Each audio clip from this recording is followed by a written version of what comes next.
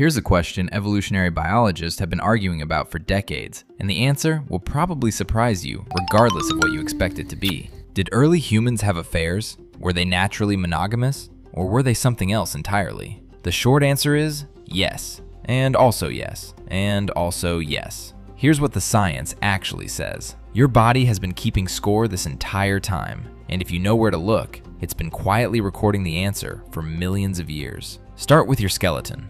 Male humans are about 15% larger than females on average. That gap matters because in the animal kingdom, body size difference between sexes is one of the most reliable indicators of a species' mating system. Gorillas, highly polygynous, one dominant male controlling many females, show enormous size differences. Gibbons, strictly monogamous, show almost none. Humans sit precisely in between, which suggests mixed mating strategies throughout evolutionary history, not a single clean answer.